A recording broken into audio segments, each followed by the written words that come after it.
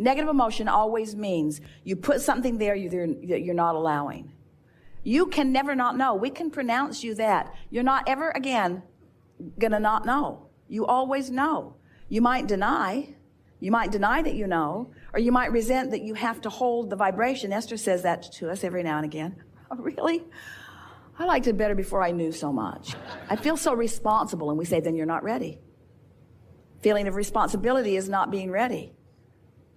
I feel responsible to my point of attraction. What am I doing wrong? Well, you're feeling responsible and self-critical. You can't allow what's in your vortex if you're self-critical. Well, what do I do? How do I learn? How do I be smarter? By going general. I understand the laws of the universe. I believe that I offer a point of attraction. I accept that I've lived a lot of life and that I've put it there. I know enough from what I've heard and felt from Abraham to know that these laws are substantial and consistent. I don't want to ask to be the exception in the universe. I can go with the flow of the laws. I can do that. I want to be happy. I want to be happy, and I'm willing to do whatever it takes to be happy. I'm willing to stop being responsible if it's necessary to being happy. Now, that's interesting. Oh, I'm no longer going to be responsible. My children will starve. Too specific. Too specific. I'm not going to take on more than is mine to take on. I'm not going to try to control the world. I'm not going to try to control what others are thinking or doing. Lighter, lighter, lighter. I'm going to trust that they all have an inner being. I'm going to trust that they will find their way. I'm going to look for my way and trust that others will find theirs. Lighter, lighter, lighter, lighter, lighter. But what if they don't know what to do? Negative emotion. Too specific. Go general. Well, they'll figure it out. Everybody's not ready for this leading edge conversation. And what they're ready for, the universe will deliver to them. They'll be fine. A lot of people wouldn't be happy knowing what I'm talking about here today. It's too leading edge for them. They're not comfortable with this leading edge conversation. They're ready for what they're ready for. And they have an inner being who adores them, who has their back, and all kinds of non-physical energies that are focused with them. We're not supposed to ever get it all figured out. There's always more to figure out, more and more and more. I'm going to use my point of attention right here and now, my point of power, which is where me and me converge. It's where the non-physical inner being me and the physically focused me is where we converge. I'm going to converge right here in this now moment, and I'm going to feel good while I do it. I'm going to feel good. So then you turn on the television and there's something troubling. Turn it off. You keep thinking about it. Change the subject in your mind. Change the subject. In other words, just keep reminding yourself, I'm going to tend to my point of attraction, which mostly means I'm going to mind my own business, which mostly means I'm going to do my best to feel good as best as I can. And I'm getting better and better and better and better and better at this. The thing that's interesting is that you all have big lives, and the bigger your life is, the more components you have. Sometimes you feel like you have too many moving parts. There's too much for you to control. But there's not too much for law of attraction to manage. And all you have to do is look among the moving parts, pick a target that feels good to you, focus upon it until you've established it as your set point, lock into it and maintain it, and then law of attraction will give you feedback to let you know how well you've done, you see. Find the general place and lock into it. Mostly what we'd like to say to you is go do what you need to do and be happy more. And chill more. Have more fun. Look for more reasons to feel good. We want you to just chill out. That's why we say things to you like, you never get it done and you can't get it wrong. It's moment by moment by moment. That's the fun of all of it. It would be like being a wonderful athlete. Let's say a tennis player really enjoying the game, who wins all of the top honors and then says, no point in ever playing again. And we say, really? We thought you were playing because you liked the agility that your body discovered. We thought you liked to play because you liked the clarity and the strength of your body. We thought you liked it every time you put that ball right where you meant to put it. We thought you liked the intuitive feeling that you had when you anticipated where the ball was going and you were there to meet it. Yeah, even when that other guy is so good that he usually surprises people. We thought you liked the game. Are you saying you only like the trophy? You see, and you all came for the game. And the game never ends, you see. You got to keep playing. You got to keep playing, and you got to keep winning, but you got to keep playing, because there's always another game and another game and another game and another game. Every moment there's another game. There's another point of clarity. There's another opportunity to uplift. There's another opportunity to have way more fun than you've ever had before. That grid is just ripe. The vortex is ripe with whatever the grid is ready to allow, you see. Your work is to prepare the grid. Your work is to be ready for what's ready. It's ready. The question is, are you ready? And if you're having fun, you're ready. If you're chilling, you're ready. If you're happy, you're ready. If you're flowing with enthusiasm, you're ready. If you're ornery, you're not ready for what's in the grid you want. You're ready for what's in those other grids. You have to realize that through the experience of life, of knowing what you don't want and knowing what you do want, you have very specifically put the characteristics of what you want into the vortex. And the larger part of you has not only been aware of them, but has been the vibrational equivalent of them ever since you put them there. And every time you have a new experience which causes you to amend it a little bit, to change it or expand it a little bit, because as you move through life, you do that all the time, the inner being part of you keeps up with it. So you created it specifically, and it stands with such specificity that it stands there really specific. It does. It stands there in that perfection that you have assigned. And so now your only work is to allow the perfection that you've assigned to flow into your experience at the perfect moment in time. And that's why we said earlier, when you feel impatience, it means you're not allowing it. Even though it's ready for you, you're not ready for it. It just bounces off of you. Somebody else doesn't walk away with it, but you don't get it. We'll put it to you this way, and here's a good definition. We've not offered this before. Action is the dabbling in the specifics of the manifestation.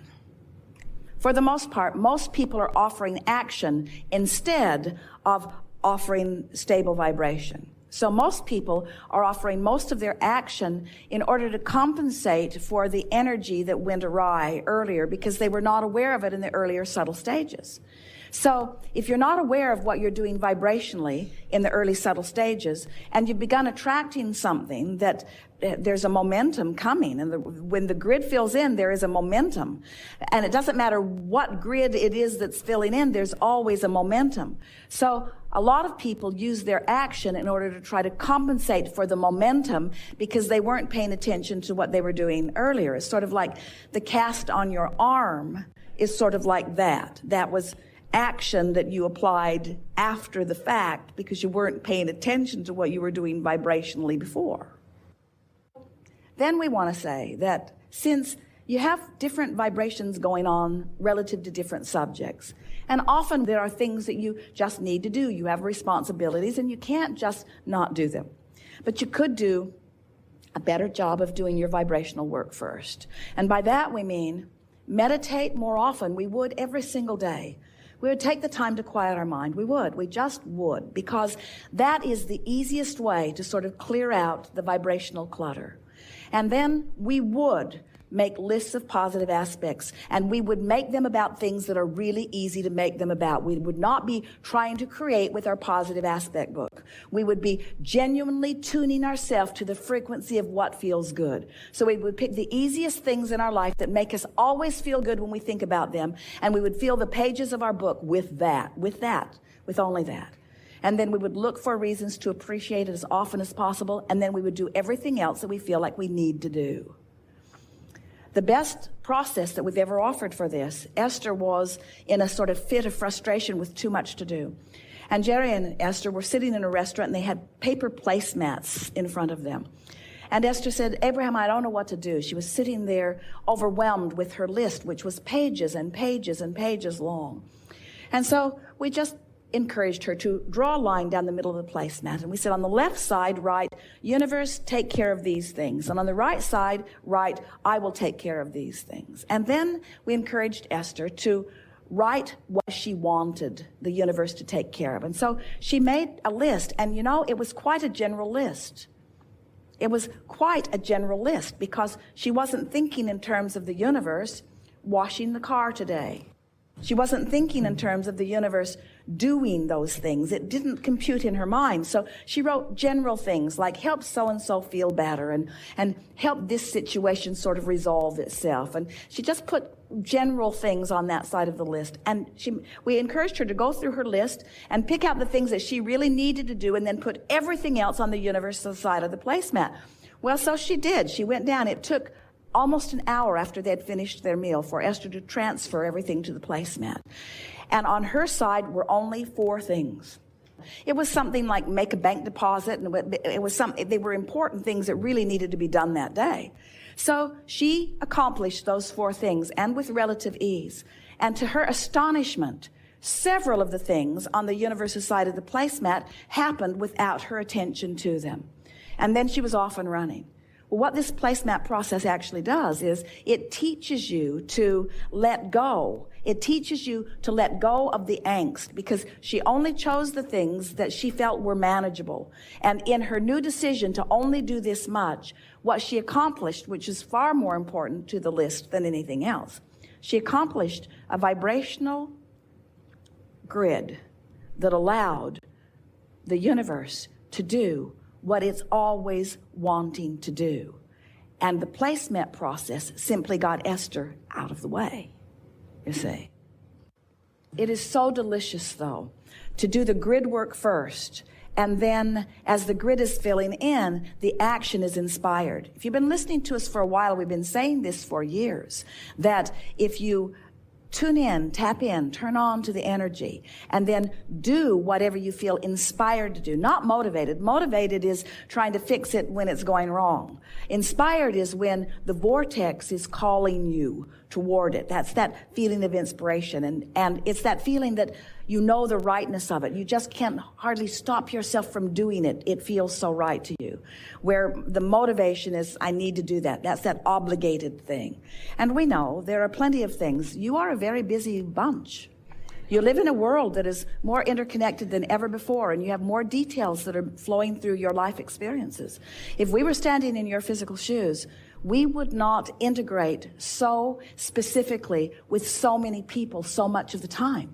Because just your awareness of what's going on, just your Facebook alone can distract you from the core of who you are. And at the very least, we would set a vibrational tone of our intentional broadcasting. Sometimes we would like to say to you, just get aligned and then follow your inspiration. And then people say, so you're saying don't go to work and do not make my bed, do not mow my lawn, do not do any of those things that I feel responsible to do. And we say, well, the thing about that is that when you don't do what you said that you would do, then usually it gets worse. In other words, because not doing something is taking action too. Ooh, not doing it is an action too. Whether you do it or don't do it, you're taking the action not to do it, just like you're taking the action to do it. Have you noticed how difficult it is not to do something? Jerry used to say to Esther, honey, do not pick up that suitcase. And Esther is thinking, there's no way in the world that I am not going to help this little person pick up my suitcase. In other words, non-action is more difficult sometimes than action. You want to do what you're inspired to do. Don't make decisions about what you're not going to do, and don't make a lot of decisions about what you are going to do. Make decisions about how you're going to feel, and then do anything you feel like doing. And you're going to discover you're going to be way more active in your aligned state. Way more action is going to occur to you. You see,